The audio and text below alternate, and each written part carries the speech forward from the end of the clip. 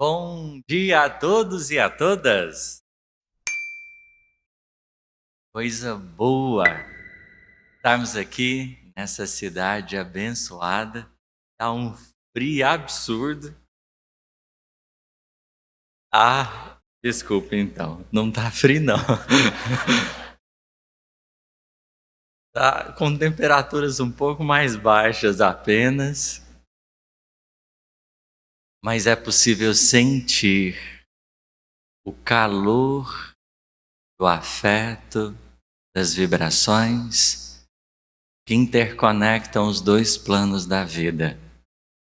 E o nosso desejo aqui nesta manhã não é senão que o pensamento do Mestre, o amor profundo de Deus, nos interligue nessa energia boa que nos nutra a alma, que nos aqueça o mundo interior, para que a gente saia dessa conferência iluminados pelas bênçãos do Consolador.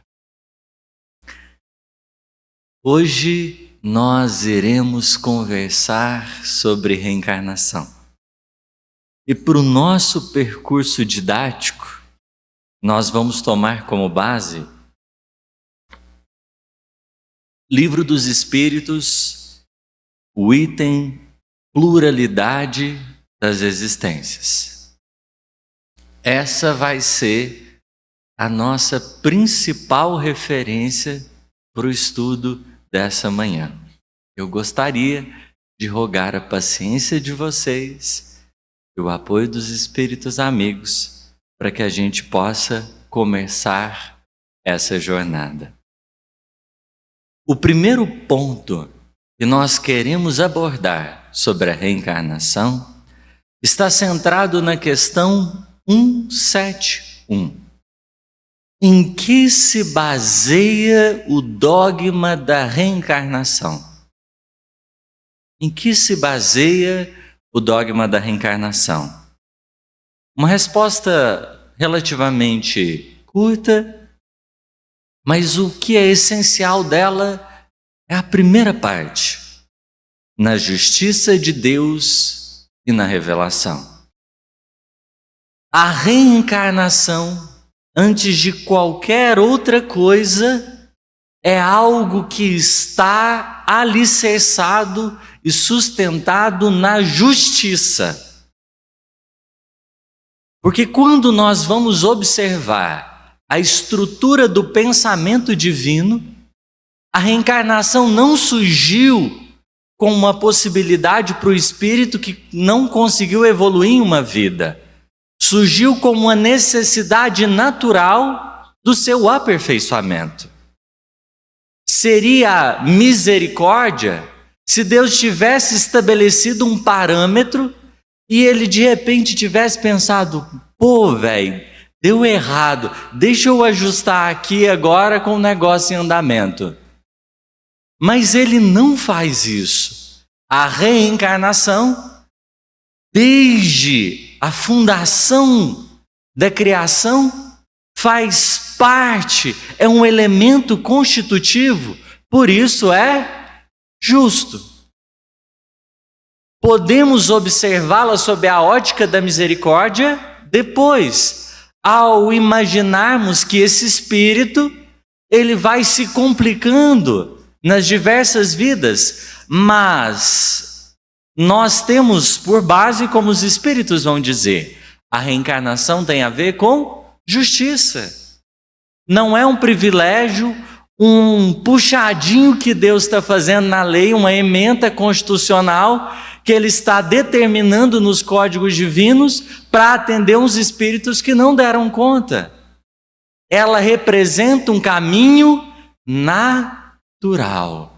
Isso quer dizer, sejamos quem sejamos, nós vamos ter que voltar muitas vezes.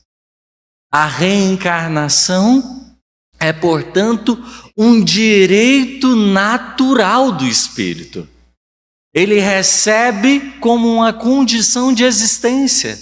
tomar novos corpos quantas vezes se fizerem necessárias. É o que Kardec vai dizer, por exemplo, em acréscimo a essa questão 171. Todos os espíritos tendem para a perfeição, e Deus lhes faculta os meios de alcançá-la pelas provações da vida corpórea. Para atingir a essa finalidade superior, todos nós iremos reencarnar. É uma dádiva celeste que faz parte da justiça divina. E a reencarnação serve, como aqui acabamos de ler, a essa finalidade da simplicidade e ignorância. Esse aluno vai atravessar diversos corpos, culturas, vai ocupar diversas posições, diversos mundos para alcançar a perfeição moral. Mas nós poderíamos traduzir essa ideia dessa jornada espiritual para uma outra perspectiva. Nós caminhamos da infantilidade para o amadurecimento psicológico e espiritual.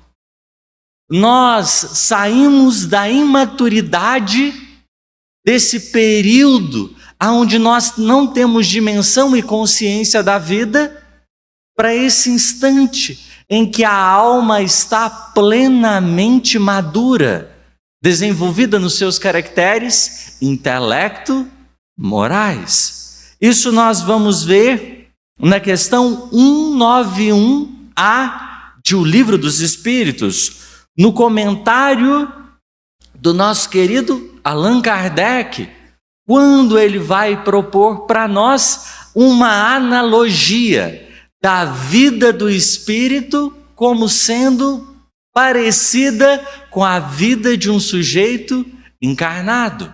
Da mesma forma que nós temos o sujeito encarnado, vindo da infância, caminhando para o período de amadurecimento, nós temos o espírito saindo de uma infância e caminhando igualmente para o amadurecimento.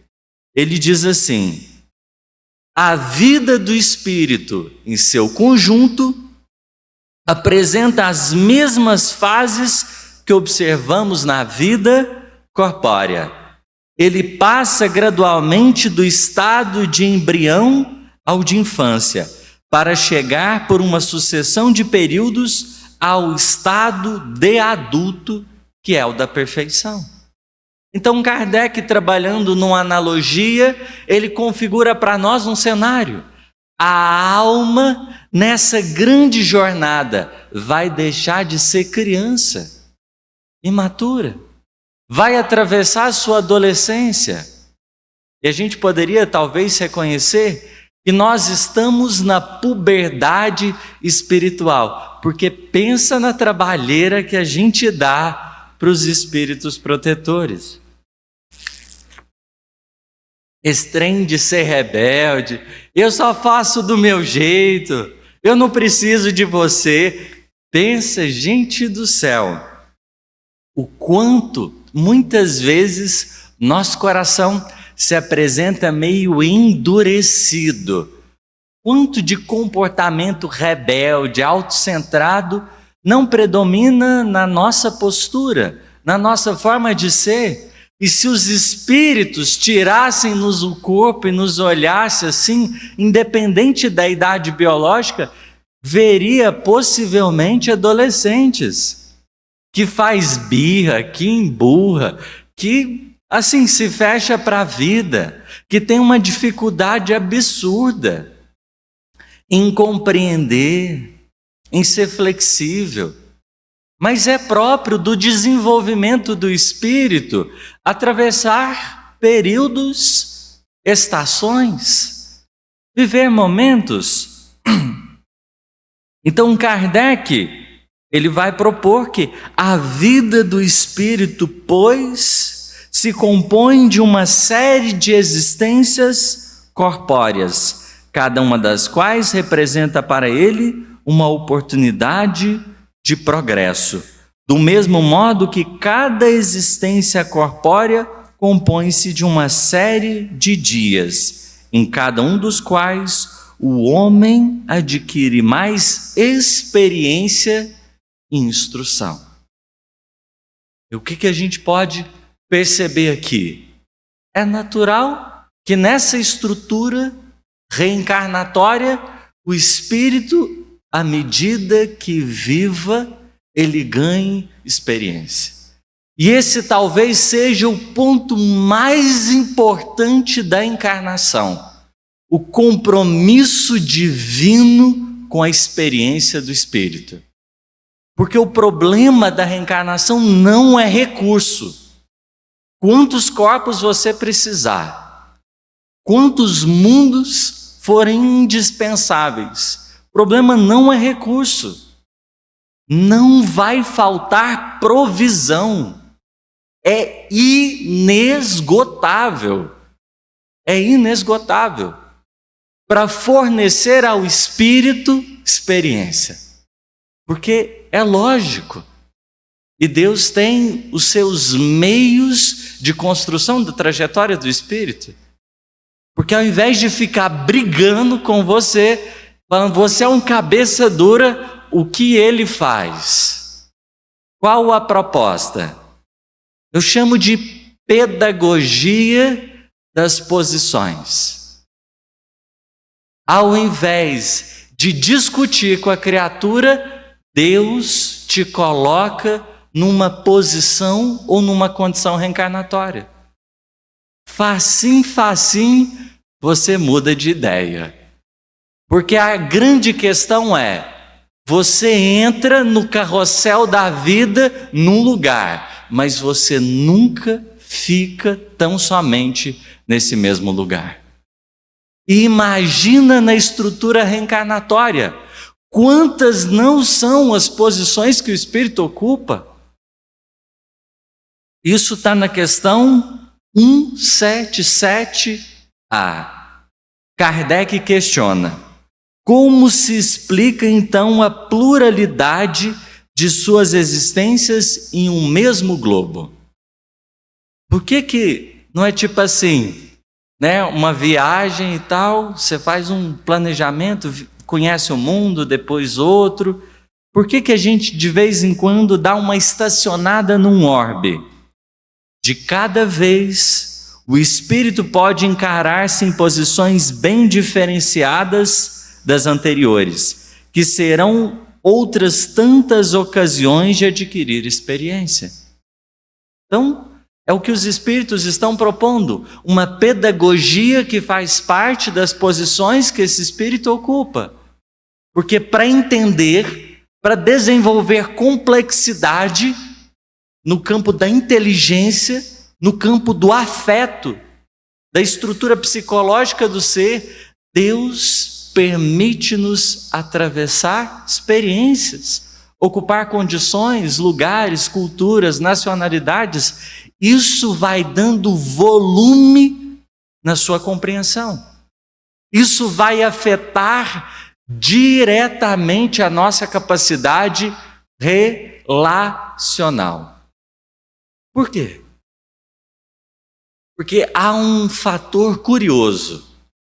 Há um fator curioso de desequilíbrio nas nossas vidas. É muito difícil compreender quem está do outro lado. E normalmente, vide 2018 para frente, nós começamos a perceber no Brasil o quanto, por exemplo, em termos políticos, o ser humano tem dificuldade de entender o outro lado.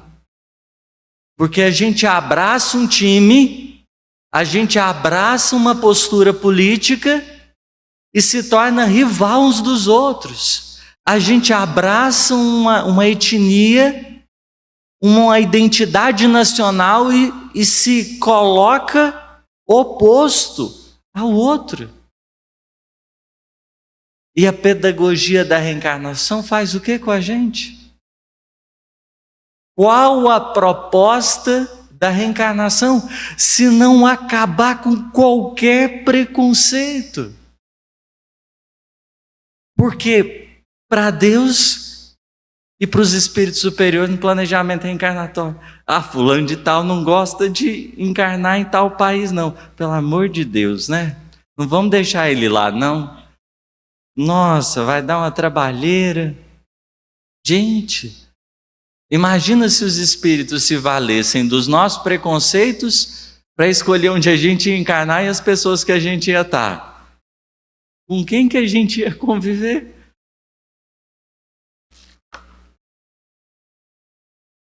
Meia dúzia?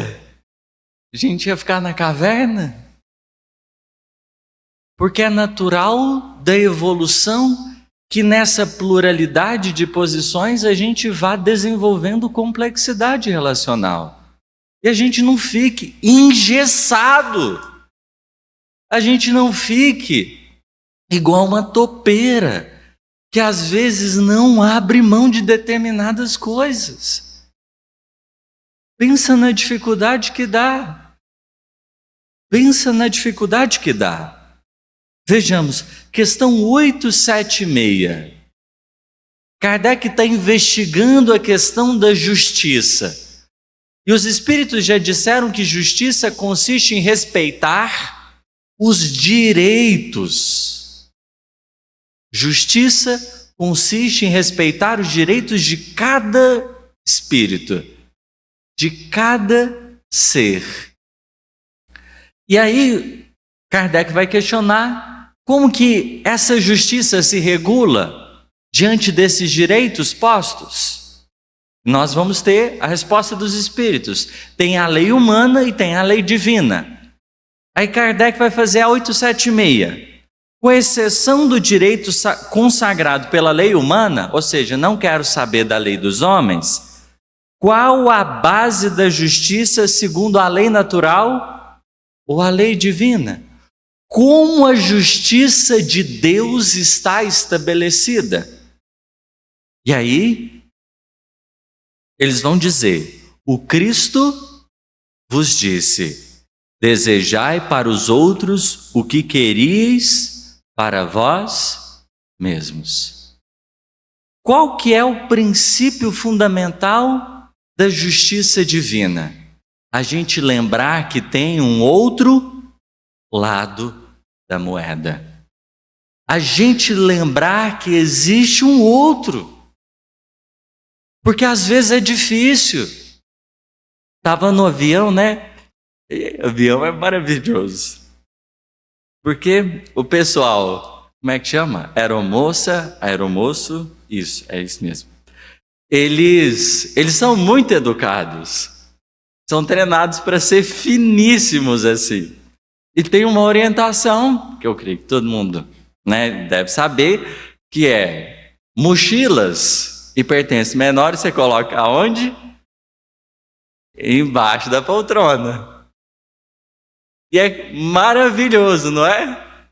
A pessoa acaba de falar, o outro vai lá assim descaradamente e coloca em cima. Por quê? Porque é muito mais confortável. E eu concordo. Imagina, pezinho livre, você vai tranquilo, viagem sossegada. Quando a mochila está lá, acaba gerando um desconforto. Mas olha o tanto que, na maior parte das vezes, e por que eles pedem isso? Porque se você resolver colocar tudo lá em cima, vai começar a faltar espaço para as outras pessoas colocarem. Vai começar a faltar espaço. A gente normalmente leva em conta que existe o nosso desejo e existe a nossa necessidade. Só que o princípio da justiça divina é: lembra que existe um outro. E mais do que isso, lembra que você pode estar no lugar desse outro. Porque hoje no carrossel da vida você está aqui, mas o mundo dá voltas. E para a coisa girar, pouco custa.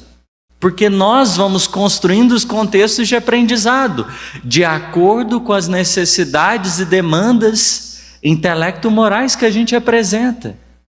E no percurso reencarnatório, o espírito vai ganhando complexidade. Como que Deus trabalha então? Discutindo com você? Você não pode fazer isso com o seu amiguinho, tá doido. Mas é permitindo que ao girar, ao ocuparmos as diversas posições, a gente sempre se lembre, existe o outro lado. Por isso o princípio é, desejai para os outros o que quereis para vós mesmos. Ou seja, leva em conta que você não vive sozinho. Leve em conta que existe esse outro. E isso coloca a gente muitas vezes para pensar. Coloca a gente muitas vezes para pensar. Eu estava dormindo, aí eu acordei 5h40 da manhã. Estava uma friagem danada. Uma dor no estômago, rapaz. Eu falei, tá difícil de voltar a dormir. Aí eu aproveitei para orar, para fazer uma prece. Aí eu senti um espírito do meu lado. E ele falou assim, você vai tentar dormir agora de novo e faz uma prece pedindo alguma orientação para a palestra daqui a pouco. Eu fiz a prece, consegui acalmar, serenar. Eu tive um sonho. Eu achei muito curioso, porque me fez pensar, me fez lembrar de um episódio do Paulo Estevão, não sei se vocês conhecem, ou se lembra dele, que é o episódio, o Paulo tinha chegado no momento da viagem missionária que estava tranquilo demais. E aí o Paulo era muito insatisfeito. E ele pensou assim, espera lá, até aqui já está tudo consolidado. Eu preciso ir além, só que eu não sei para onde ir. E ele pediu interiormente uma orientação. E aí ele teve o quê? Um sonho. Um rapaz da Macedônia apareceu para ele. Ele entendeu que naquele instante ele precisava ir para Macedônia. E eu achei curiosíssimo o sonho, porque foi muito real. Muito real. O que era o sonho?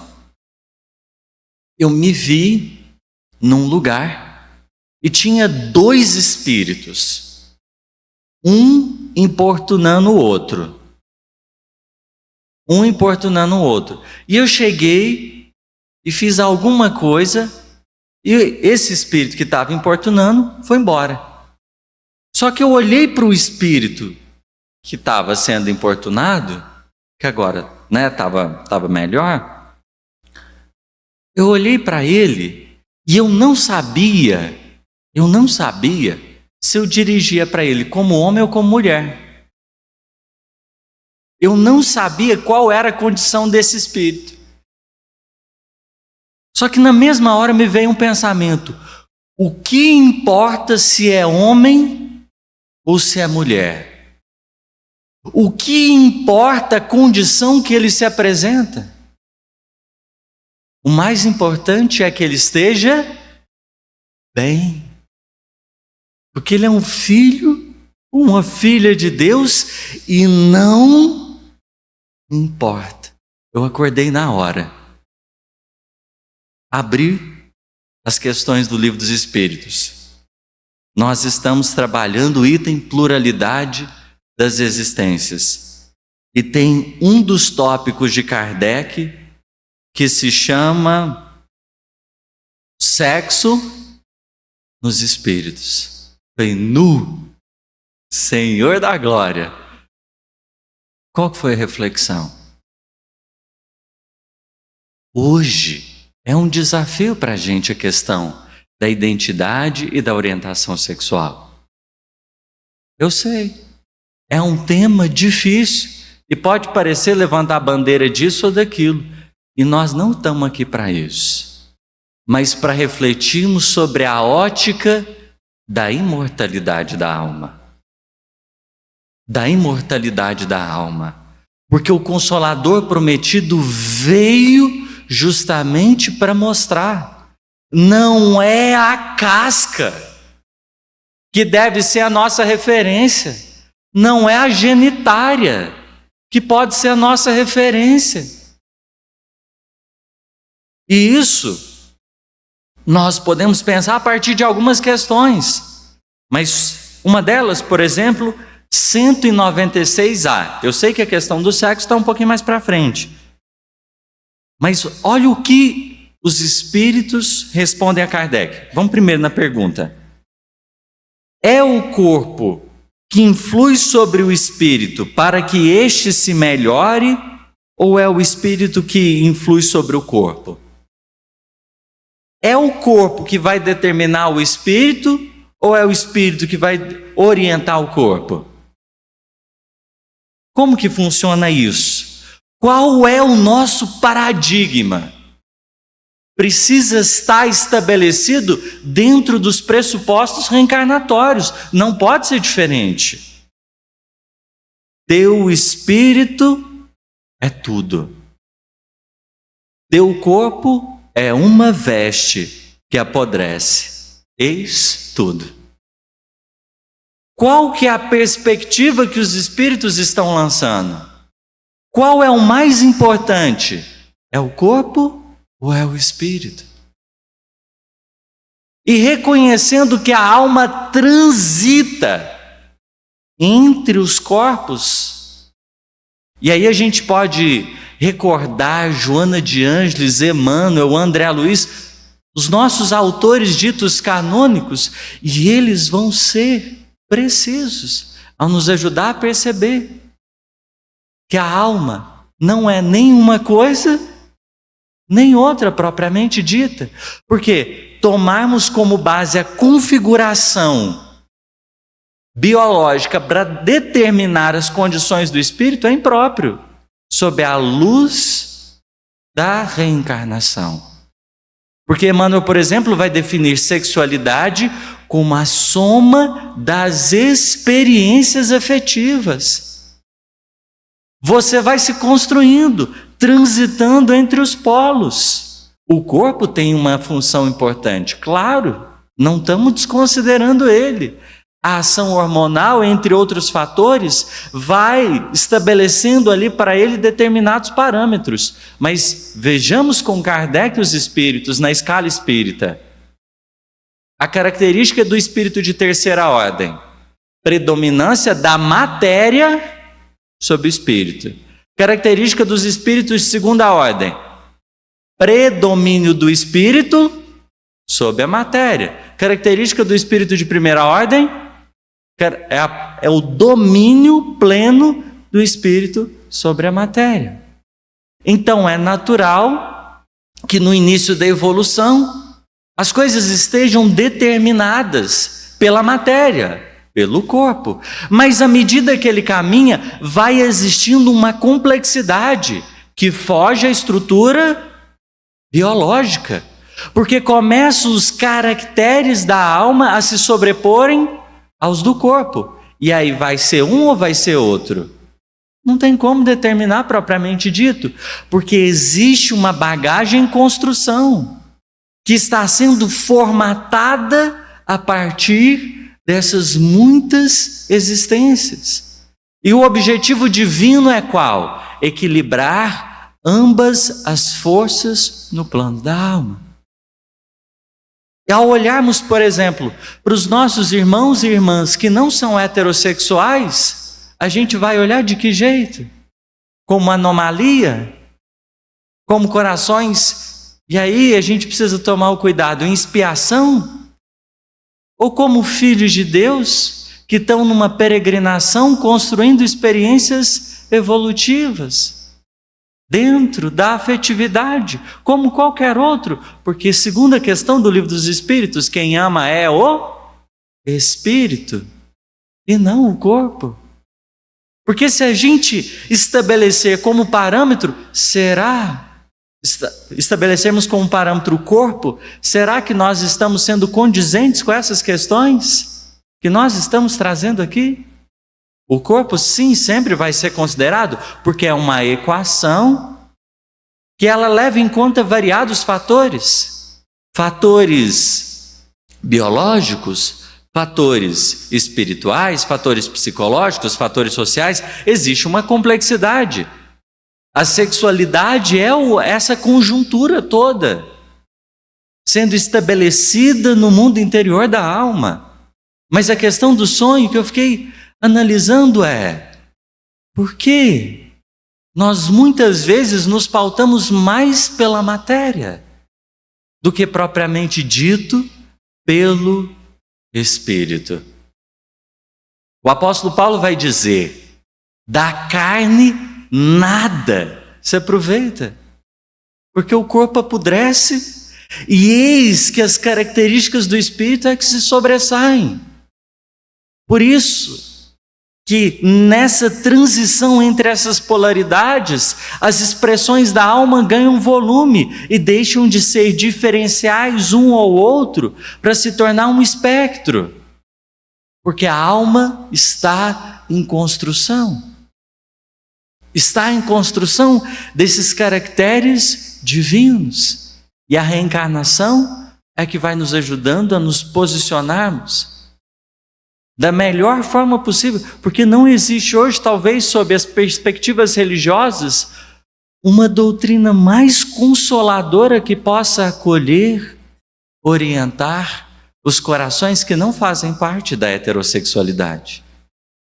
Não existe, talvez, sem julgar as outras, mas com essas bases tão seguras para compreender que todos nós estamos numa jornada, e que essa alma, filho de Deus, como queiramos nos referir, é um sujeito que ama e quer ser amado, independente do corpo, porque conforme está na questão de número 200, os espíritos têm sexo? Não como entendeis, porque os sexos dependem do organismo, há entre eles amor e simpatia, mas baseados na afinidade de sentimentos. Então, nós saímos do padrão propriamente dito tão somente corpóreo, biológico, para atravessarmos uma jornada que o parâmetro é espiritual, e ele está calcado no sentimento, ele está calcado no afeto. Porque para o Espírito vai importando as afinidades. E é curiosíssimo, porque tem um item chamado beneficência exclusiva. Evangelho segundo o Espiritismo. O que os Espíritos pensam sobre fazer bem àqueles que pertencem só ao meu time? Só a minha maneira de pensar? Só a minha maneira de me relacionar?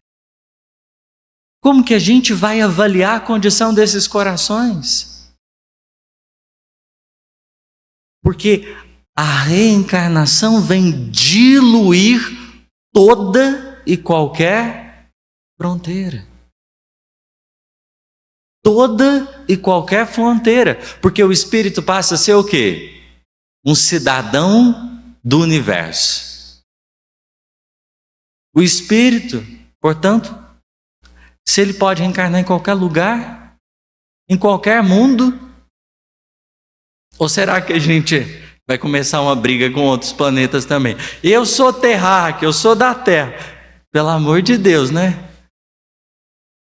Fazer guerra das galáxias, não, né? Não faz sentido.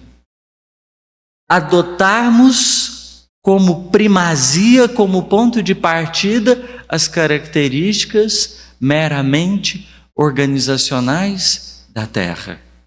Jesus para Nicodemos. O que é do Espírito, é do Espírito. O que é da carne, é da carne. E é claro, nós não estamos sendo ingênuos a ponto de desconsiderar que esse Espírito encarnado, como o Vinícius estava lembrando, da condição da alma depender do que está acontecendo na Terra, nós não estamos desconsiderando que viver no mundo material interfere no nosso mundo de significados. Interfere. Mas quanto mais nós nos desmaterializamos, mais a gente vai ganhando referências diferentes, distintas daquelas que até então estávamos condensados na matéria, porque a gente vai olhando as coisas um pouco mais de cima. Ponto de vista. Vai se estabelecendo sobre outras nuances, e é natural que o nosso código de valores também vai se ampliando. Como que a alma evolui? O investimento de Deus é na experiência. Porque é só vivendo, só passando pela trajetória, todas as nossas questões, as nossas teimosias, tudo começa a vir por água abaixo. Porque a alma vai sendo trabalhada na sua singularidade. Vai sendo trabalhada na sua mentalidade. E isso é muito bonito. O drama do peregrino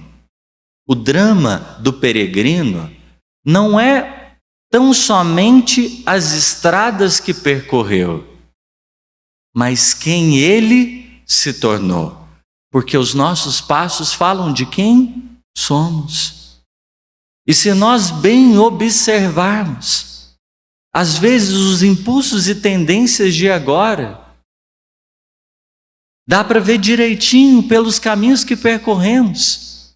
E o grande desafio da reencarnação, nascer da água e do Espírito. É não só tomar o novo corpo para experimentar a pedagogia das posições, mas aprender a purificar-se, a amadurecer psicológica e espiritualmente, de modo a constituir esses lugares que até então não nos eram imagináveis. E a partir daí, revermos o que somos. Porque o maior risco da encarnação é você vir e abraçar o seu interesse pessoal. É você trabalhar indistintamente só pelo que você quer. Porque a reencarnação mostra, como ponto de partida, o quanto nós precisamos dos outros. E o quanto a unidade é o objetivo celeste. Aonde nós vamos, pouco a pouco, diluindo essas formas de ser e de pensar que às vezes estão no plano da alma, um pouco mais engessadas. Porque a gente passa a meditar. Vamos pensar, por exemplo, na família. Porque é um ambiente maravilhoso. Maravilhoso mesmo. E os espíritos vão propor, como Kardec vai discutir na pluralidade das existências, que as qualidades morais dos pais, elas não se transmitem ao espírito, porque aquilo que é da carne, o que é do espírito, é do espírito. Uma coisa não procede da outra. E que é a escola melhor para a gente aprender sobre afetividade, sobre amadurecimento, do que lidar com um ser que é diferente bem pertinho? Porque o grande risco é você querer impor tudo que você pensa, a maneira que você sente para o outro. Bem pertinho, dentro de casa. o seu filho e a sua filha se tornarem o quê? Uma miniatura de você. E te causar um pleno conflito todas as vezes que você percebe que ele é singular. E ele tem uma trajetória que, por mais que você deseje que seja outra, às vezes não será a mesma. E nem mesmo parecido. E é em diversos fatores, questões profissionais, opções sociais, enfim. É difícil lidar com a reencarnação e entender que nós todos somos peregrinos, que momentaneamente nos encontramos. Momentaneamente nós nos encontramos. É dificílimo. Porque o nosso desejo é: vem para o meu caminho. E a reencarnação, os desígnios divinos, porque a reencarnação faz parte da justiça. O outro ganhar uma vida não representa uma dívida para com o pai e com a mãe. Representa um direito dado por Deus. Porque antes de pai e mãe, o sim foi divino. Então ninguém encarna na condição de devedor. Estou ganhando uma nova vida, estou devendo mais um pouco. Não. Faz parte do amor de Deus, que nos convidou ao palco da vida, para a gente se construir, para a gente poder amadurecer. E todos nós temos esse direito. E o quão é lindo olhar para os outros e poder cada vez mais compor esse lugar onde a gente se sente livre para pensar que o outro também pode se construir, pode ter as suas escolhas, pode ter os seus caminhos, porque todos estamos sobre o teto do amor de Deus. É isso talvez de mais precioso que a reencarnação tenha que nos recordar todos os dias. Independente dos caminhos, independente das rotas, todos estamos sob o amor infinito de Deus, sendo tutelados diariamente. Porque muitas são as rotas, diversos são os caminhos, mas o ponto que orienta a todos os seres vai ser sempre o amor de Deus. E é por isso, talvez, que nos caiba pensar na nossa renovação, na nossa construção interior mais madura, profunda, flexível, porque Deus não trabalha para o enrijecimento da criação. A mutabilidade do mundo material, a inconstância, tende, sobretudo, a trabalhar em nós esse valor espiritual. Você tem que ser flexível, você tem que ser moldável. E isso Jesus deixa bem claro, e nós já estamos caminhando para acabar. Obrigado pela paciência de todo mundo já até aqui. Mas Jesus diz isso de maneira bonita. Mateus, capítulo 9, ó, a plaquinha, tá vendo? Mediunidade, tá ok. Senti de longe. Mas Jesus diz, capítulo 9, verso 16 e 17. Ninguém usa um retalho de pano novo para remendar uma roupa velha, pois o remendo novo encolhe e rasga a roupa velha, aumentando o buraco. Ninguém põe vinho novo em odres velhos. Se alguém fizer isso, os odres rebentam, o vinho se perde e os odres ficam estragados. Pelo contrário, o vinho novo é posto em odres velhos e assim não se perde nem os odres, nem os vinhos. Nós recebemos um corpo. E o objetivo desse corpo é produzir vida nova. Porque se até ontem os nossos valores estavam de um jeito, ou a nossa forma de pensar era tá tudo bem. Só que o problema é sustentar antigas estruturas de pensar quando a imortalidade, a reencarnação e o amor infinito de Deus já descortinam novos véus para o nosso amadurecimento espiritual. Nós estamos aqui recebendo as luzes, as bênçãos do Consolador prometido. E é justo que raie essa nova manhã no plano da alma. Porque talvez o grande pedido do Cristo nesses tempos de transição é o mesmo que para Paulo de Tarso. O mesmo que para Paulo de Tarso.